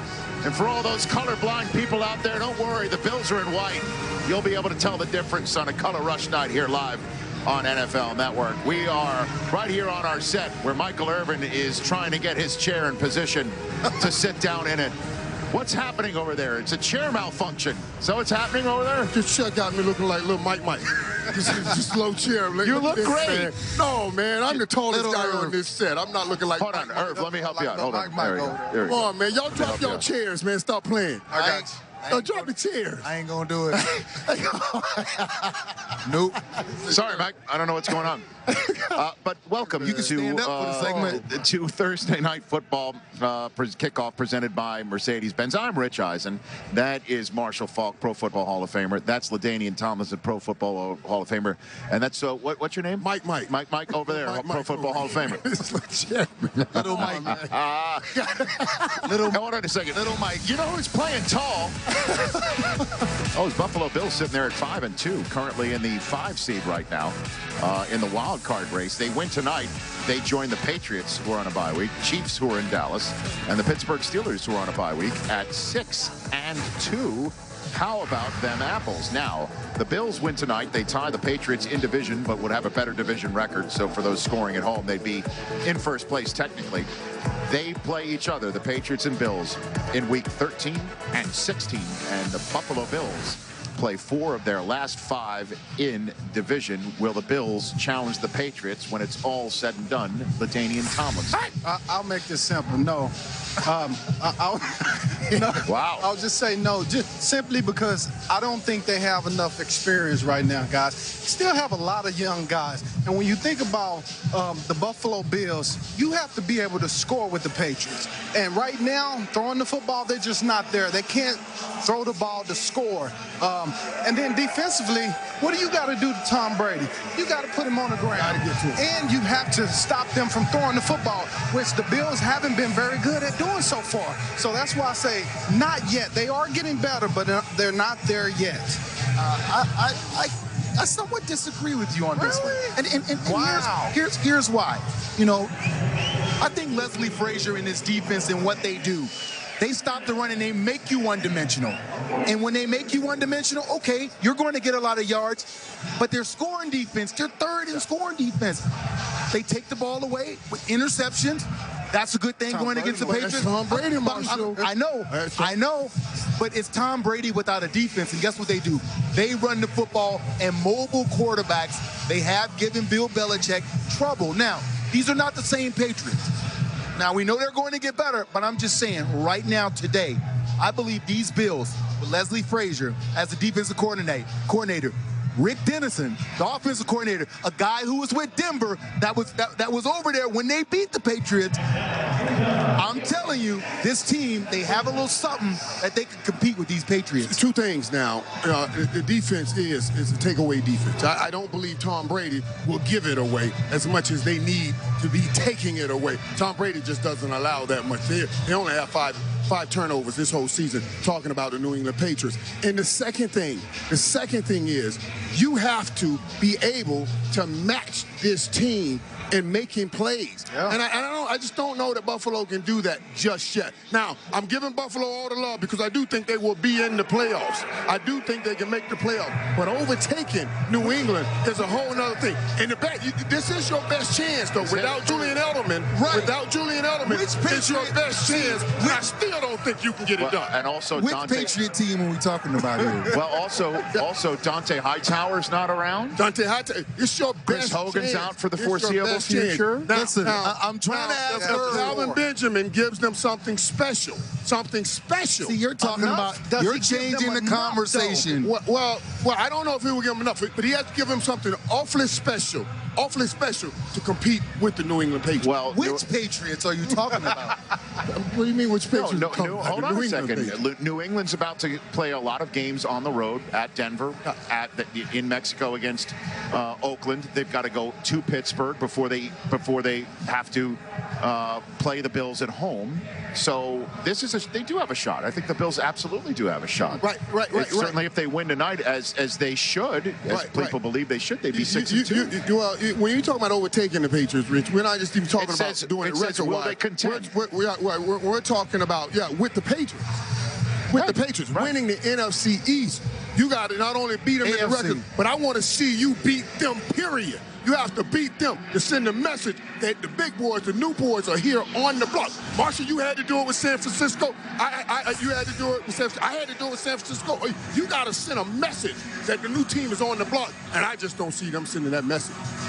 No, there's LaShawn McCoy getting ready for Thursday Night Football, taking on the Jets, coming out of the tunnel. Jamal out. Back with more from MetLife in a moment.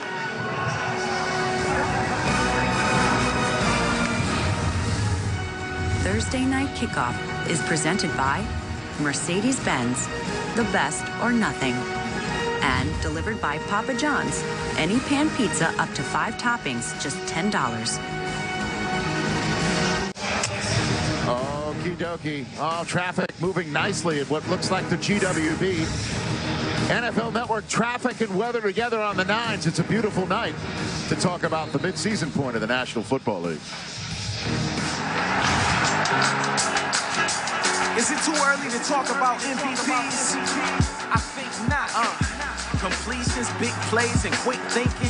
Keep the poison, win the game when the ship's sinking. Beyond hype, we talk about him for this reason. Most valuable quarterbacks at mid-season. Alex Smith for the Chiefs, beast. Nearly 70% of his passes been complete. And Carson Wentz doesn't just eat, more like a feast. That's why the Eagles #1 in the NFC East. Lastly, gotta mention time to go Brady.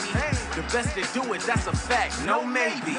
It's the only one crown, never been a few spots. I know my MVP winner, but who you got? Let me know. Yes, it's time for the Thursday Night Football Midseason Awards, and I am standing right here in the middle. My name is your host, Dick Eisen, everybody. And I actually have a long Gene Rayburn game show host microphone for the first time actually attached to something. On game day morning, it's just a prop. This thing is actually working. I don't usually talk about that on television, but here we go, everyone. I've got my running backs to my right, Marshall Faulk and LaDainian Tomlinson over here. Sort of a newlywed game setup. The receivers over here, Nate Burleson and Michael Irvin over there. Okay, basically we asked you guys about midseason awards. You then have to guess what your fellow running back or fellow wide receiver have chosen. Yeah, we're right here together. And whoever has the most wins. Just know this, Nate. You are teammates with the worst cheater in the history of any games being played on NFL Network. They told me that Marshall Faulk was the cheater. No. Thank you for bringing the gospel to the table. False. Very, very false. Okay. First up, Marshall Faulk. We asked LaDainian Tomlinson who his midseason MVP is. What do you think LaDainian Tomlinson had to say? Runners stick with runners, and I know you want to. You sometimes you want to go away from runners, and you know what? I'm gonna go out on the limb. I'm going with Carson Wentz. Carson Wentz is his choice, and LaDainian Tomlinson says Carson Wentz for MVP. That's #1. Running backs are up 1-0. Hey, they got too much Michael time Irvin. Over there. They just snuck that on a piece of paper and eased it out. We asked Nate Burleson the very same question. What do you think Nate Burleson's midseason most valuable player is? I know he loves catching footballs, and I know he knows running backs never throw him a football. Oh, my gosh. So I went in that direction and took the best team and put the quarterback since he's playing so well, and I would say Carson Wentz. Okay, Nate Burleson does not appear to say Carson. Oh, he did it. Oh, you see how we do this thing? Hey, we don't just look different. We think alike. No. Y'all listen to like Nate went a little okey doke on us right over there. Okay, very good. One apiece. LaDainian Tomlinson, we asked Marshall Faulk who his midseason defensive player of the year is. What do you think Marshall Faulk had to say? Well, let's see. Marshall played running back, but I'm assuming in high school he probably was in the secondary, maybe playing cornerback. I'm going to say Jalen Ramsey. Jalen Ramsey. That's a good one. That's a good one. That's an interesting one. I don't know if Marshall said it. I did not. I would have been Justin Houston. I like Justin Houston. I like Justin Houston. Okay, this all right, is great. so the wide receivers can take the lead. Okay. Nate Burleson, we asked Michael Irvin the same question. Who is his defensive player of the year at the midway point of the season? What do you think he had to say? All right, I'm looking at a stout defense, top 5 defense in the game, a guy that is one of the league leaders in sacks, 10 sacks on the season. Let's go with Everson Griffin. DeMarcus Lawrence. No, you're a Cowboy. J.J. Watt. No, you're a Homer. I got you. No, Dallas Cowboys. I heard when you gave him that clue. You know what my love is? I heard when you gave him that clue in the green room. I'm just going to give you one. Hold on. I just want to help Nate for the. Nate, I just want to help you because again, you know, I think you know this, but just if you don't mind, just a little help for him for the next time around.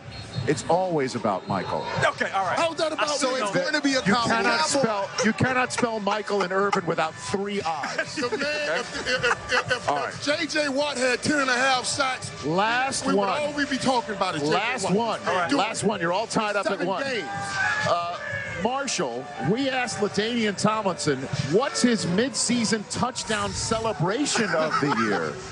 What's the midseason touchdown celebration of the year? I don't think I didn't see anybody do the teardrop. Man. What do you think he had to say? Let's say very specific.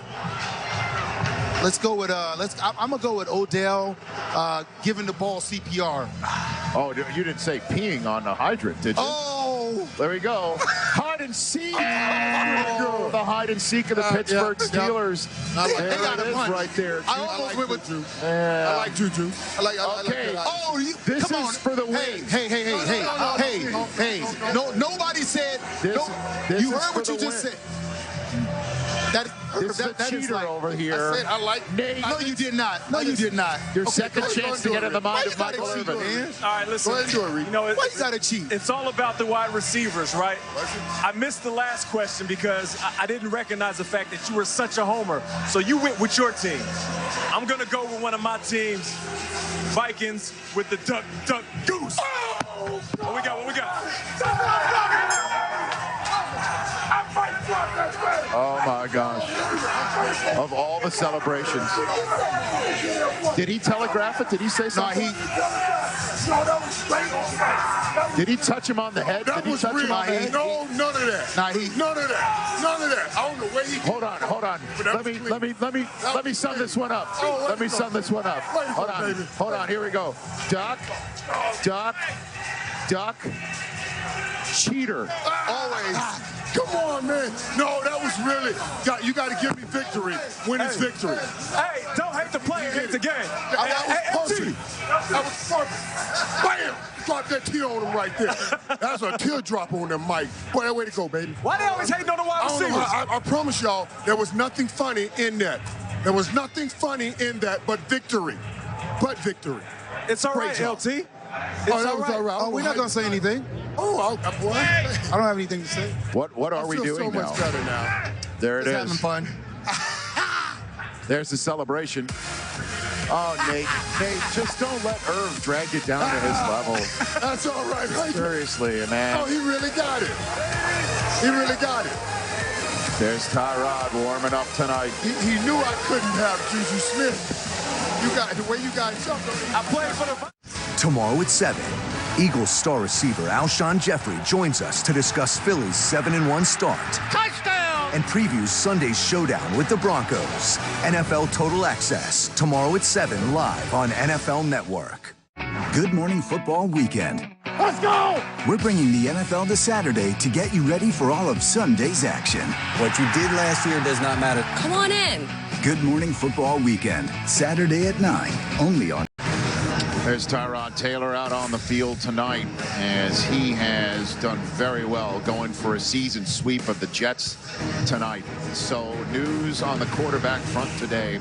Andrew Luck is done for the season. That was announced by the Colts. And then after one of the most dynamic performances you'll ever see by a rookie quarterback or any quarterback in the history of the NFL, practicing for the Colts, Deshaun Watson tears his ACL in a non-contact drill. Apparently it is his right knee, not the knee that he had torn in his days at Clemson. Just awful news, a big bummer in the National Football League that has lost so many of their great players to injury so far this season.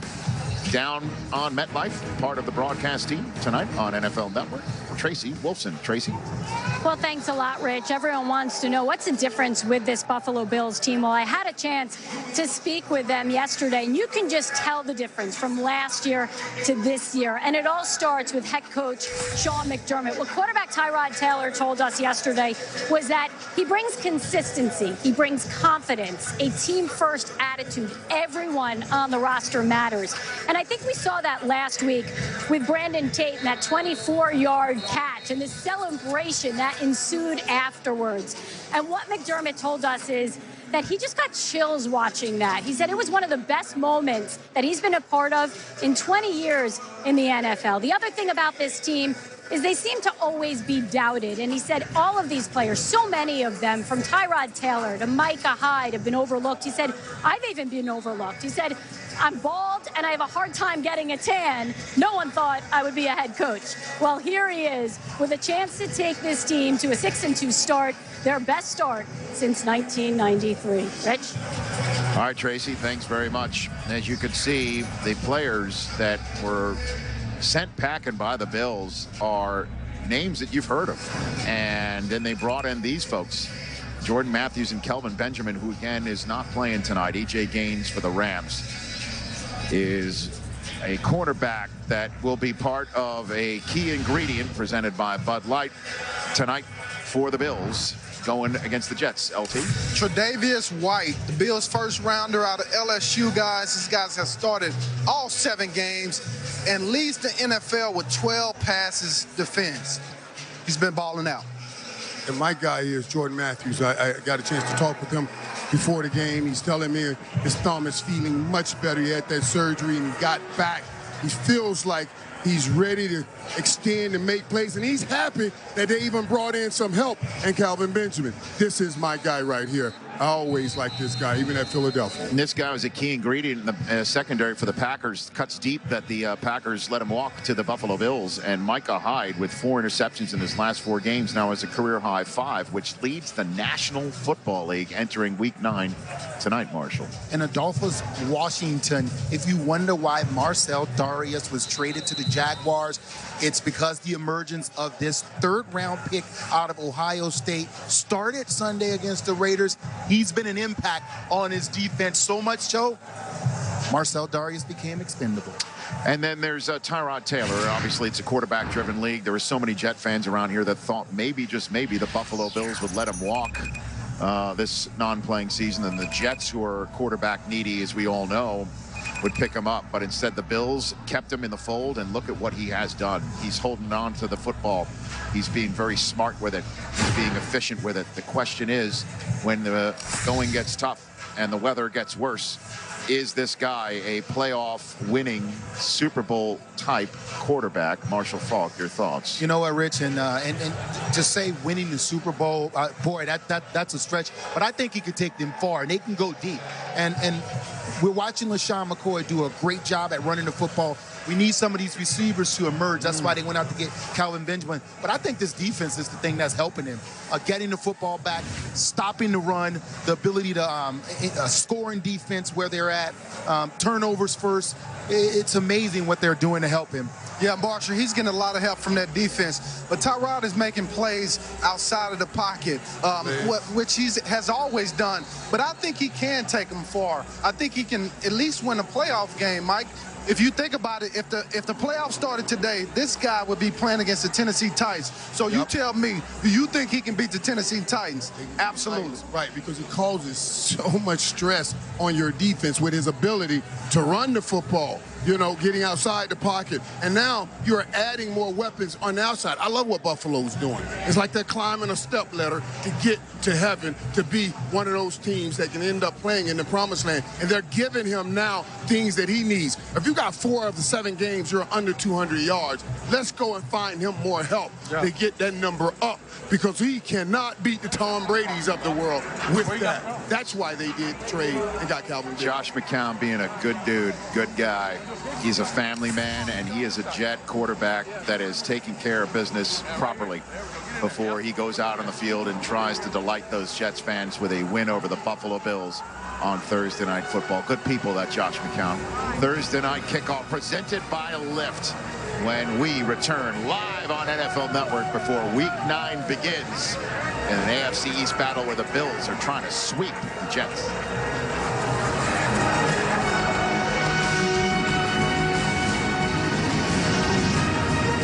Thank you for watching Thursday Night Kickoff, presented by Mercedes-Benz.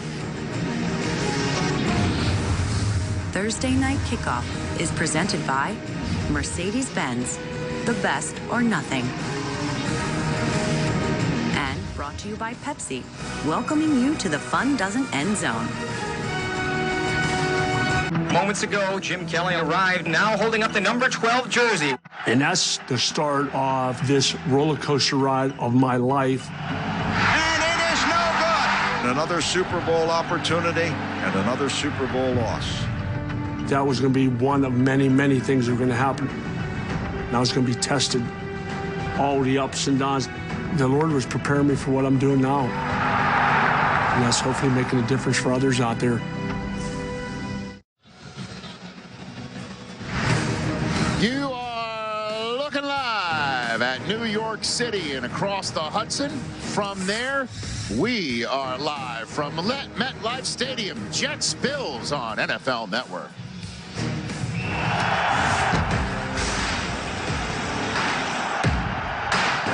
This is how legends are made.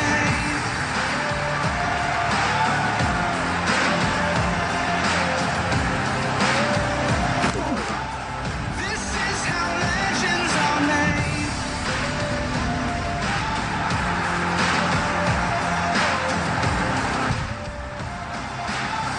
This is how legends are made.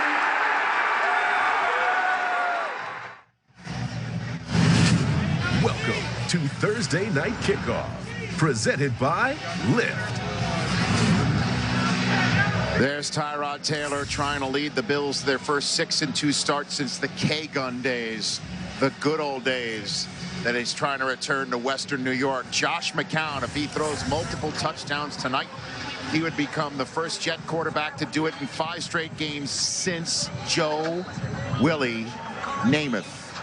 How many folks around these parts thought when they were looking for the next Joe Namath to be a 38-year-old guy trying to make the do with a late season or late career opportunity, but such is the case. Welcome to NFL Network's live coverage of Thursday Night Football to kick off to week number 9. I am Rich Eisen. I've got a trio of Hall of Famers, an embarrassment of Pro Football Hall of Famers right over there. Marshall Faulk, LaDainian Tomlinson, and Michael Irvin all the way at the end. What are you looking forward to seeing tonight when we've got a team like the 5-2 Bills trying to join a trio of AFC teams at 6-2?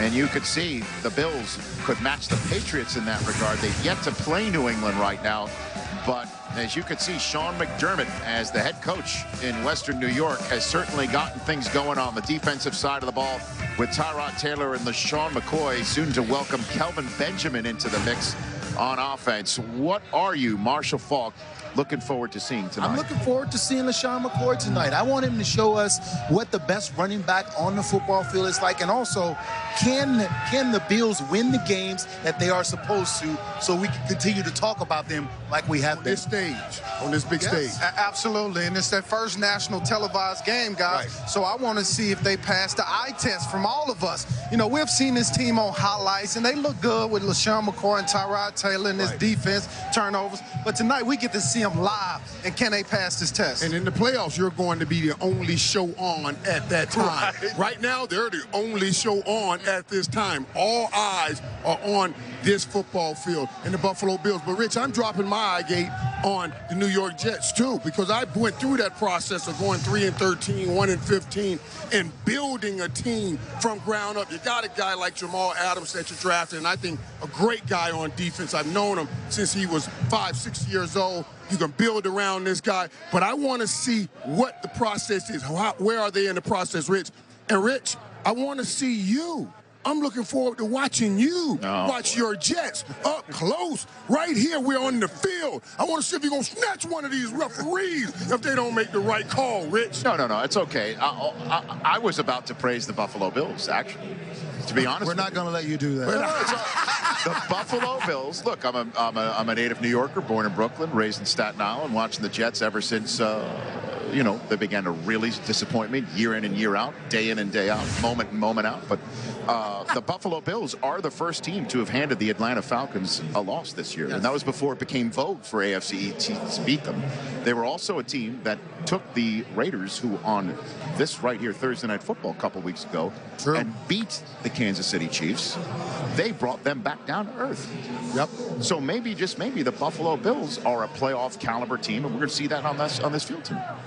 It's their night. It's their night. Your 2 cents on that front? Yeah, it's their night. I want to see if Buffalo can dominate and win the teams and beat the teams that are supposed to beat. But Rich, I want to watch you through this process, Rich. I love you, Rich. And Rich, I love you, Rich.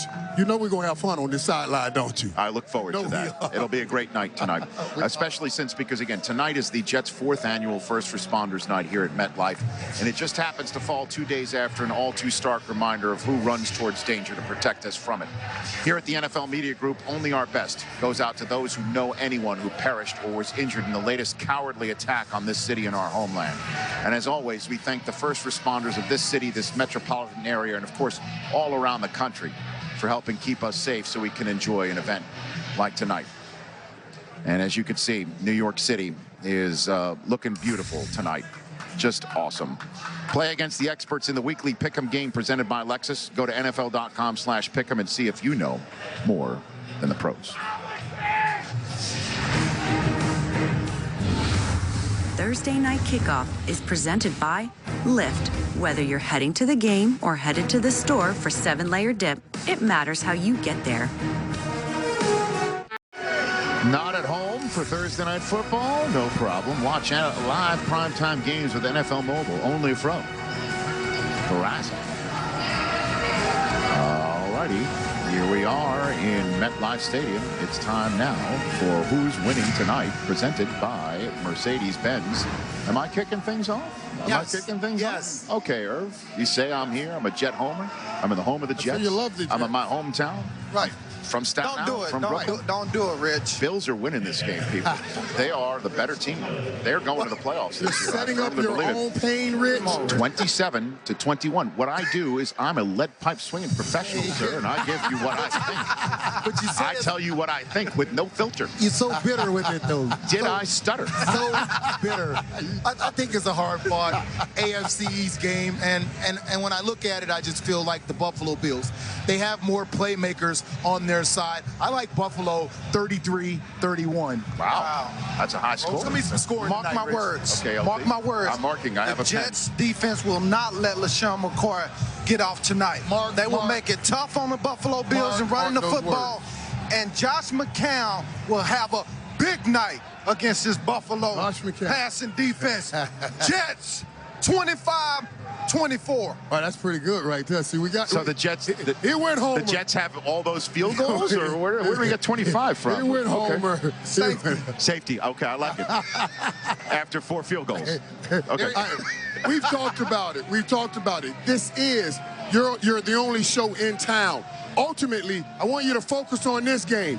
But my long eye looks at what you got to do to win the East. New England's averaging 27 points. Right now, you scored 30 and 34 points the last 2 weeks. I'm going to say they win tonight. The Buffalo Bills putting up another 31-21, putting up another 30 burger. I need them averaging 30 points, Rich, before I can let them take everything over. By the way, Long Eye sounds like a Game of Thrones character. Yes. Long Eye. That's my long eye. That's long eye. Looking long and looking forward. His brain equity and his long eye. Very good. The Buffalo Bills and the Jets. Jim Nantz, Tony Romo with the call right here on NFL Network. Enjoy. We'll see you at halftime.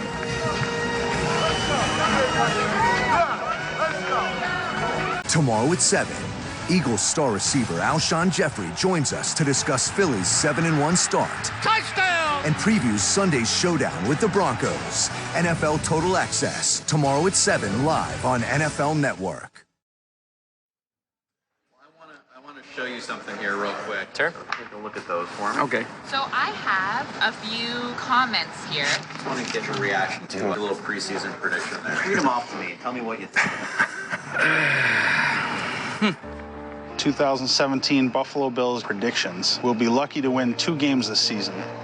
The 2017 New York Jets were the worst team ever assembled in the history of the NFL. Wow.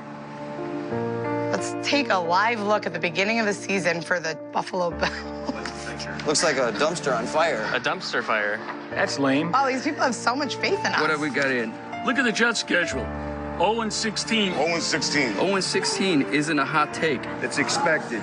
All right, can I just like rip these up? That don't mean nothing. We were projected to not even win a single game this year. We come out here to win this game today. Why ain't me? You're not trying to tank it all. 1, 2, 3. I like what this showing. Everybody talk about what the Bills is. They don't know what we get. Sean McDermott has done more to this team in 7 weeks than we thought ever possible. They're actually winning again. Find out what these Buffalo Bills are about today. We're winning right here. This year we're proving them wrong, so it's pretty great. Not to be nobody else, man. Loyal Jets fans are loyal to the end. Do you feel me? Do you feel me? I mean, you never know, right? Anything could happen. And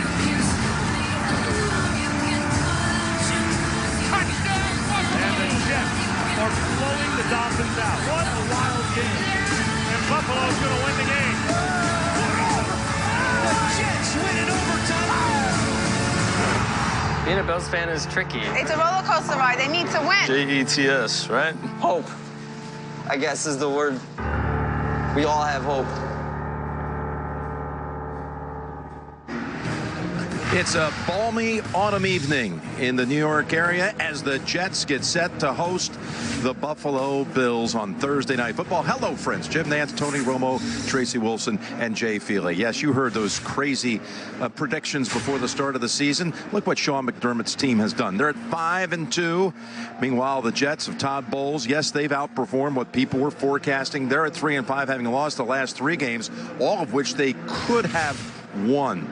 Tony, this is it for us. One more Thursday night football game. Should be a good one. It should be a good one. These 2 teams are sneaky good. The Bills at 5-2. Their leader is Tyrod Taylor. What do you make of him? Well, he should be. He's a quiet leader, but they love him in this locker room. What I see is he's playing the same football that he has for the last 2 years in Buffalo. The difference, their defense and Sean McDermott. They're creating all these turnovers. They're getting them in good positions. They're winning football games because of the 2. And again, the Jets are sitting there at 3-5. They had the Patriots on the ropes. They had Miami down 14 in the fourth quarter. They were right there with Atlanta just a few days ago. They lost these last 3 games, but they've been playing hard, and McCown's done a good job at quarterback. They've got to finish. That's the difference right now. They got to finish in the fourth quarter. That's the NFL. McCown's actually playing as well as he has in a long time, probably since when he was in Chicago. 70% of his passes, he's giving them chances each week. All right, let's talk here about who will shine, presented by Lyft. And we're going to begin with the Jets. Talk a little Robbie Anderson and Demario Davis. First off, Anderson caught your eye looking at the film. Yes, he's a free agent from 2 years ago out of Temple. And then, like, I didn't know who this guy was. And you go in and you watch, you're like, he's smooth. He's good. He's their big play threat. He's down the field. You're going to see them take shots to him today. And Davis, he was here. He went to Cleveland for a year. They traded, brought him back. He makes plays. He does make plays. You see him all over the field. And in this Todd Bowles system, each week there's kind of a new wrinkle, especially on third down. I mean, they throw out the old stuff. This guy moves all over the place, inside out, creates a lot of havoc. And who will shine for the Bills? You got to start with Shady. LaShawn McCoy, probably the best player on the field tonight. He is, and I'm telling you, he looks like he did back in Philadelphia. This system is built for him. Even though the stats don't show it in the run game yet, the scrimmage yards, they wear him out. He's all over the place. He's going to get going here shortly. He looks young and fresh. And then you got Micah Hyde coming over from Green Bay. They found a spot for him here, and they're using him really well. Leads the NFL in interceptions with 5. Great ball skills. I know you loved him in Green Bay, and it's all over the tape. Yeah, what a signing he was. And there you see Tyrod Taylor, and the Bills about to face the Jets for the second time this season. McCoy rushed for over 100 in that Week 1 matchup, won by the Bills 21-12. The Jets are about to take the field, and we're going to have Thursday Night Football out of the AFC East coming your way on NFL Network in a moment.